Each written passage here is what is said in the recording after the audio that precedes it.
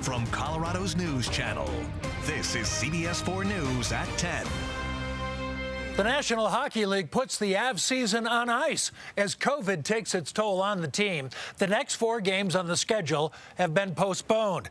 And it's not just the pros getting an unscheduled break. College basketball games are being postponed as well.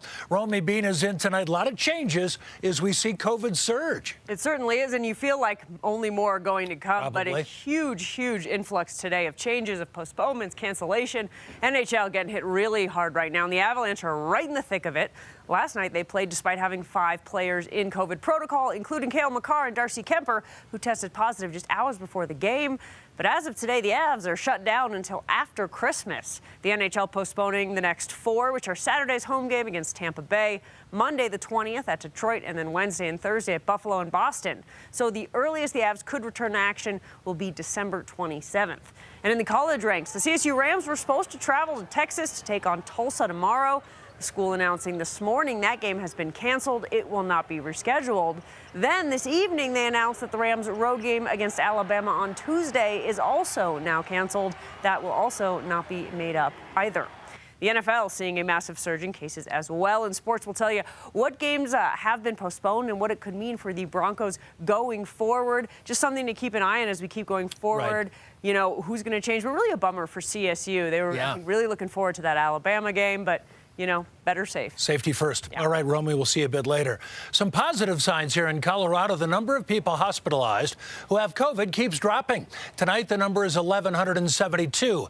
85% of them are unvaccinated. The number of hospitalizations in Colorado peaked at more than 1,600 last month.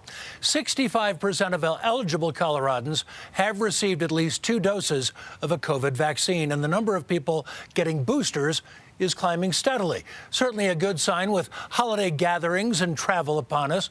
Our Tori Mason in Denver on that story. And Tori, the health experts tell you this is a pretty good time to lay low if you do plan to see a lot of people around Christmas. Yes, Jim, and going home for the holidays is a blessing, but being stuck at home because you caught COVID on the way, not really an ideal way to bring in the new year. But even if you're fully vaccinated, there are some precautions you can take to keep your family safe. I have never seen mountains like this in my entire life. Alexandra's learning what we already know. There's nothing like Christmas in Colorado. She says being here is less risky than going home. I'm from right about New York City, so if anything, I feel safer out here in Denver. She got boosted and stayed masked up before flying in with a friend. I was picked up from the airport and then I spent the night into the next day quarantining. Doctors say total isolation before traveling isn't necessary if you're vaccinated, but it's smart to limit contact the days before. Soft quarantines where people try to avoid as many things as possible prior to traveling. Dr. Kenneth Lankew says a soft quarantine will help COVID tests stay negative and keep loved ones safe, especially if you're seeing the oldest or the youngest members of the fam. I'll test before I go. Then when I get there, hopefully I'm in that protected window while I'm visiting them so that I can't get sick, even if I end up getting exposed at some point during the travels. And if you have good hosts, they'll keep you healthy through the holiday. Even her mom has masks prepared for us and hand sanitizer for us. It's still a COVID Christmas, but thanks to the vaccine, Cheers!